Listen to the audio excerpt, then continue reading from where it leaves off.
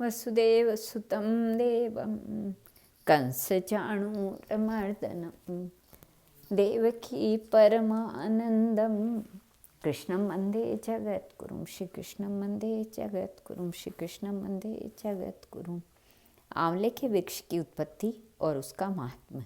सूत जी कहते हैं, कार्तिक के शुक्ल पक्ष की चतुर्दशी को आंवले का पूजन करें। आंवले का महान वृक्ष सब पापों का नाश करने वाला है।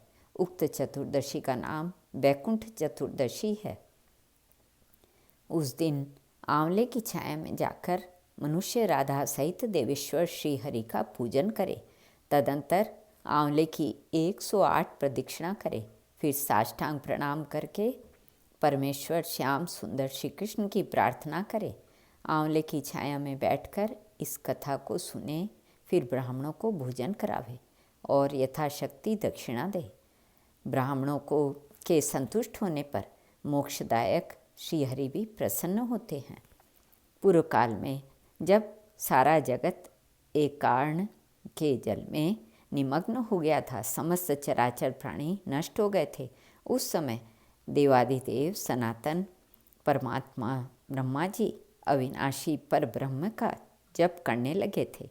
जब ब्रह्म का जप करते करते उनके आगे श्वास निकला, साथ ही भगवत दर्शन के अनुरागवश उनके नेत्रों से जल निकल आया।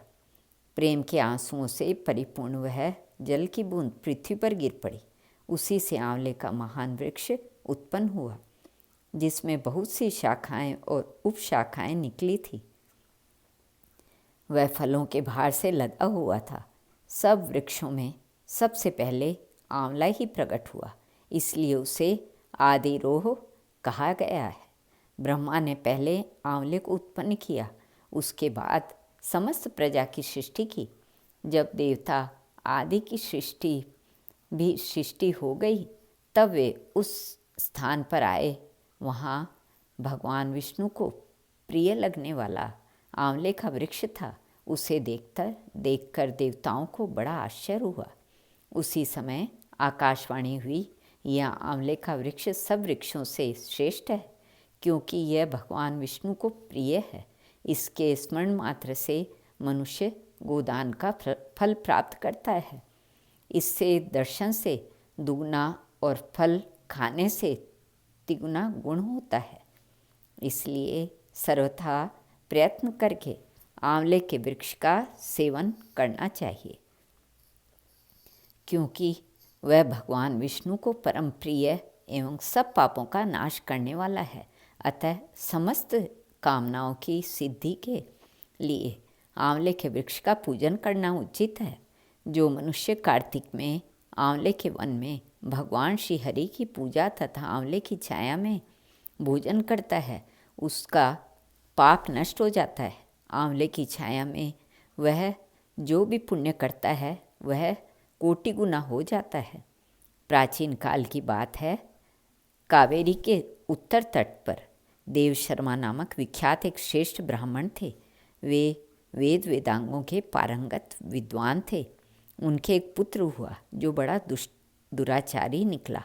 पिता ने उसे हित की बात बताते हुए कहा, बेटा, इस समय कार्तिक का महीना है, जो भगवान विष्णु को बहुत प्रिय है।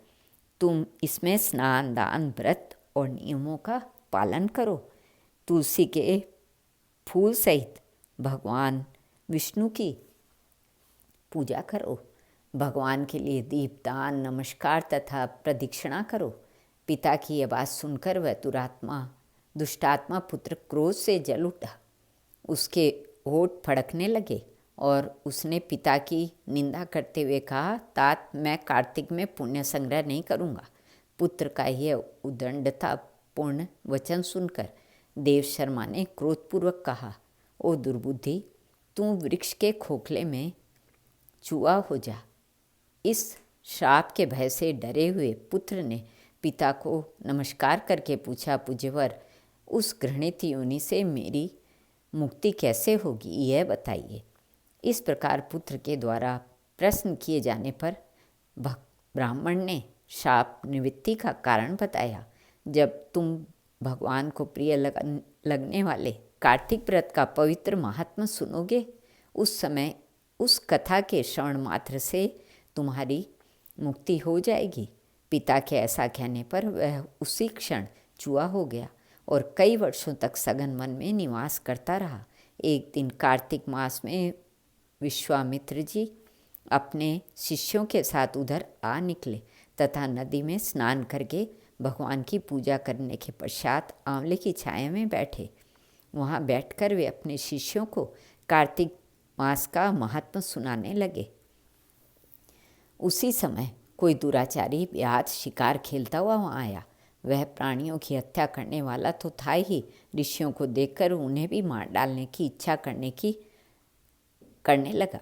परंतु उस महात्माओं के दर्शन से उसके भीतर सुबुद्धि जाग उठी। उसने ब्राह्मणों को नमस्कार करके कहा, आप लोग यहाँ क्या करते हैं? उसके ऐसा पूछने पर विश्वामित्र बोले, कार्तिक मास सब महीनों में श्रेष्ठ बताया जाता है। उसमें जो कर्म किया जाता है वह बरकत के बीज की भांति बढ़ता है। जो कार्तिक मास में स्नान, दान, पूजन करके ब्राह्मण भोजन कराता है, उसका वह पुण्य अक्षय फल देता है।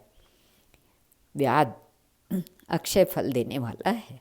व्याध की प्रेरणा से विश्वामित्र के कहे हुए इस धर्म को सुनकर वह शापभ्रष्ट ब्राह्मण कुमार चूहे का शरीर छोड़कर तत्काल दिव्य देह से युक्त हो गया और विश्वामित्र को प्रणाम करके अपना वृत्तांत निवेदन कर ऋषि की आज्ञा ले विमान पर बैठकर स्वर्ग को चला गया। इससे विश्वामित्र के और व्याध दोनों को बड़ा विस्मय हुआ। व्याध की कार्तिक व्रत का पालन करके भगवान विष्णु के धाम में गया। इसलिए कार्तिक में सब प्रकार से प्रयत्न करके आंवले की छाया में बैठकर भगवान श्री कृष्ण के सम्मुख कथा श्रवण करे। जो ब्राह्मण कार्तिक मास में आंवले और तुलसी की माला धारण करता है, उसे अनंत पुण्य की प्राप्ति होती है। जो मनुष्य आंवले की छाया में बैठकर दीप माला समर्पित करता है, उसको अनंत पुण्य प्राप्त होता है। विशेषतः तुलसी वृक्ष के नीचे श्री राधा और श्याम सुंदर भगवान श्री कृष्ण की पूजा करनी चाहिए। तुलसी के अभाव में यह शुभ पूजा आंवले के नीचे करनी चाहिए। जो आंवले की छाया के नीचे कार्तिक में ब्राह्मण दंपत्ति को एक बार भी भोजन देकर स्वयं भी भोजन करता है, वह अन्न दोष से मुक्त हो जाता है। लक्ष्मी प्राप्ति की इच्छा रखने वाला मनुष्य सदा आंवले से स्नान करे। विशेषतः एकादशी तिथि को आंवले से स्नान करने पर भगवान विष्णु संतुष्ट होते हैं।